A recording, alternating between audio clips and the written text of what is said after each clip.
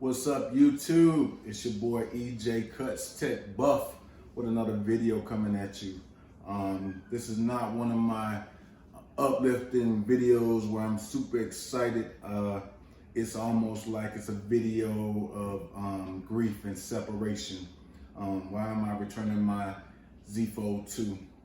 As you can see, I got the instructions and all the necessary things to send it back off to T-Mobile. I'm getting rid of it. This won't be a long video. I'll just say some of the things I loved about it and some of the things that kind of just wasn't worth the $2,000 for me. Form factor, I actually like the form factor. This narrow long factor made it easy when I'm comparing this to like my Galaxy Note 20. That reach across, that little extra reach, you know, if you hold, let me make sure I got my information off, don't want people's personal business up here. But you see how you got that, you know, some people complained about it and said, oh, it's weird, but just think of reaching over the screen on the two phones. It's much easier when we're talking about one-handedness. It makes it a better form factor. So I really did like that part. Scrolling through, everything was good. I got the front case on, I got the back case. It's kind of like a match thing I got going on. This is a Samsung leather case. A lot of those cases, just a heads up, some of those cases that say leather, that, you know, although this was like 80 bucks and those were like 30 bucks, they're just that kind of leather glued on or, you know, stuck on. Definitely not premium, but you get what you pay for. But what else I loved about it? Of course, it turns into a tablet. I mean, just on stunting, but you know, this is COVID-19 time, so there's not a whole lot of stunting going on in particular, but it was certain things and certain times that I was able to pull out using like Microsoft Word documents. Just even, you know, though I shouldn't do it, I do a lot of traveling, so, you know, I'm driving and, you know, I'm doing my little thing with my phone, you know, on my Google feed. Just on the internet, it kind of actually, believe it or not, made it easier while I was driving with one hand. I could scroll, look at all my little Google stuff going on.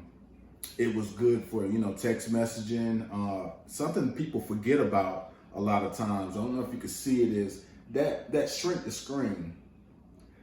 This is on most of the Galaxy phones, definitely the high-end phones. So when people are saying, you know, a lot of times about things are just too big, even when I'm talking about reaching across the screen on the Galaxy Note 20, I still shrink it. Of course, there's some, you know, still some discomfort when you're reaching across. And I don't mean discomfort like it hurts, but I'm just saying it's just not easily used with one hand compared to if it was just a smaller factor.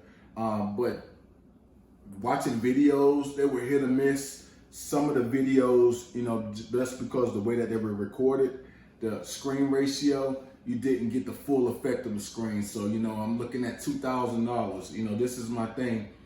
This was a hard decision. Like when I say I'm down to the wire, I mean, I'm down to the wire. I got 2 days to change my mind. But if I want to spend $2,000 on cutting edge technology, you know, it still got to make sense for me. Otherwise, I can just say, hey, I had a $2,000 advice, I had it, and I'm good with that, but it just has to make sense. And to me, looking at videos and you don't get the full screen effect didn't make sense to me. It's nothing on Samsung's part, it's just that it hasn't caught up with the technology. YouTube or Netflix, a lot of people are complaining about Instagram, I believe, not showing up in full form, and been some workarounds. I believe I don't do a lot of Instagram, or hardly ever am on Instagram, so it wasn't a deal breaker for me. But like I said, you know, you figure if it's turned into a tablet, you want the picture and the video to turn into a tablet, the full screen, no cutouts, no bezels around it. So that was an issue for me. But just the like, it's tight, you know what I'm saying? It's camera, you know, I had no major issues. Of course, you know, you've heard it 1,000 times. It's not as good as the camera on the Note 20 Samsung. You know, $2,000, this is supposed to be the cream. Not right there, almost the cream, but it is what it is. Still was a good camera. I'm trying to think of other things that if somebody was on the fence of if I want to spend $2,000 on this phone, should I not? The biggest, you know what? I'm gonna get down to the biggest factor for me is babysitting. And people are like, EJ, what are you talking about babysitting? What does babysitting got to do with your phone? You don't have any babies, and if you do have babies, that's not our responsibility or Samsung's responsibility or anybody else's. That's not what I'm talking about. I'm talking about babysitting this phone. I don't care what. It's a $2,000 phone. Of course, you know, me in particular, I take care of all of my devices. I don't do drop screens, crack screens, and I don't even like smudges and that kind of thing. But with this phone, it added a little bit of stress in my life. To the point where, you know, I'm thinking like, oh, I can't do this, or I gotta be careful about that because I don't wanna mess this up. I don't even care anything about getting phones wet normally because I just don't do things that get my phones wet.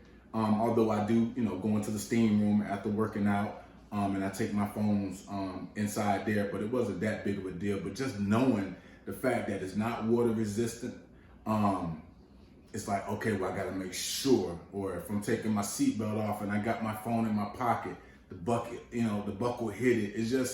It was like times where I left my phone on the counter, and I never leave my phones because I love my technology, even if I'm not using it at the time. I just love having it with me. It's a piece of me, you know what I'm saying? I spend that kind of money on my technology. I want it with me all the time. But this was just like babysitting. You want to make sure you open up the screen. Like I said, it's nice. I mean, you can get different screen protectors. The whole thing about don't take the screen protector off. I don't know if it voids the warranty or whatever the case may be. But still, you just still want to make sure, like your dog, you know, I ain't got no big dog. You probably think I do, but I got a little dog. But you don't even want to just like one paw into this screen, the phone's done. So it's just, you know, to me, it was just more of a stress involved. Now that thing about it being too heavy, like I said in my first video, I'm a man, real man, I say it again. So it wasn't that big of a thing to me. It's a phone. It's not like we're carrying a brick around. Is it thick? Yeah, it's thick, but I don't know. It's that's not a big issue for me. When you compare this to something like the Microsoft Duo, very thin. You flip it and to close it together, and it's pretty much thinner than a regular size phone, but you lose a lot of the features that you come to expect from Samsung products, especially on the top end.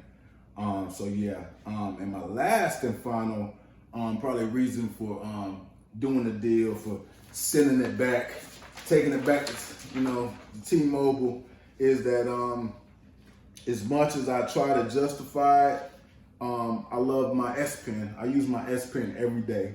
I've had every Note since Note 1, Note 2, Note 3, Note 4, Note 7, even though, you know, people were claiming they were catching on fire. I guess some of them did, I don't know. Some people couldn't pay their bills and they put the phone fire on the phone, saying that it burned their cars up and all that kind of thing. But anyway, but fortunately, I still have my Note 7. When they blocked everybody through software update, I blocked Samsung, so mine works perfectly fine. On Wi-Fi, of course, they blocked the IMEI, but yeah, I'm still rocking the Note 7. So, you know, I'm true to the game, but, you know, I'm not going to rock or rep any company just because I'm a fan. It needed that pen. And I understand the reasons behind it, but again, some of the babysitting that I was talking about coming from Samsung, they did not want to put an S Pen, have support for S Pen because of the delicacy of the screen on the inside. But to me, this is what made sense. If you don't want it to be used on the inside screen, just kill the support for the screen when it's opened all the way up, but then use it for the outside screen. I mean, this is just like the regular screens we have on our regular displays. So that would have been nice. But at the same time, I mean, it's a strategy to everything. I don't care if it's Samsung, LG, or Apple. But definitely they're notorious for Samsung and Apple for getting us to get the next version. Buy this version, get the next version. I believe that if they had released this one before the Note 20, I probably would have kept my Note 10 because I actually got the Note 10 the regular size. I didn't go for the big dog because I like that small form factor. in my hand at the time. It just was a refreshing change. So they put the Note 20 out, but then they knew that the real fans were gonna come right behind and buy the $2,000 phone without skipping the Note 20. So it's strategy. So next year they'll probably have it strung on. The rumors are saying that it's gonna be S Pen support for the Note, for the Fold 3. They're gonna make the glass a little bit thicker, but we're talking about Samsung. Why they couldn't make the glass thicker this time? But anyway, that's a whole nother video about the manipulation of business. But it is what it is. It's business. It's profit, capitalism. So I can't get mad at them. But I just wanted to put my thoughts out. Never had any problems with the operating system, the software, flawless, no stutters. That old school stuff where they used to talk about Samsung phones, they lag. There's no lag. Everything is fluid. The 120 hertz on the screen is dope. You can definitely tell the difference. Could have gave us storage card support. That would have been nice, but not necessary. But again, we're talking about $2,000. We didn't even get a case. But I am going to talk about the case situation. I didn't get the first fold, but from what I understand, it came with a case. Second one didn't. Not only did it not come with a case for the phone, it was weeks up to months getting cases for this phone. So, I think they kind of did us wrong by releasing a $2,000 phone, one I support, but then not really have cases available to protect this device. So I'll say again, do better, Samsung. Throw a $10 case in there, a $20 case in there. You just made $2,000 off of us. Trying to think of anything else. Anybody in the comment section, your experiences about the phone. But again, I am not bashing this phone. This phone is great. I'm thinking of all the reasons to justify keeping it. But when you have a Note 20, the Ultra, or probably the regular Note 20, although that one is overpriced, that's another video, but $1,000 for a plastic back phone. They tried it. But it's just, I can't justify it. Even if you got $2,000 to blow, how often did I pick this phone up? I picked this phone up majority of the time. I use my iPhone too. This one was just like a toy. And for me, $2,000 for a toy without an S Pen that I have to babysit, I might as well have a child with me. So that's my take on the Galaxy Z Fold 2 5G. That's the other thing. Shorten the name up, Samsung. Think of anything else. Fingerprints, it is what it is, so I'm not going to discuss that. I'm trying to think of anything I did not discuss on this phone that might have been good or bad. I can't. The phone is right. It's fire. Now, if they were selling this phone for about $1,500, say $1,500, I think I just babysit this phone. But yeah, $2,000, Samsung, you made a good try, but I think I'm gonna hold off on the Galaxy Fold 3Z Fold, whatever you call it, 5G for later. So yeah, let me know what you think. Thanks for checking me out. EJ Cuts Tech Buff. Peace.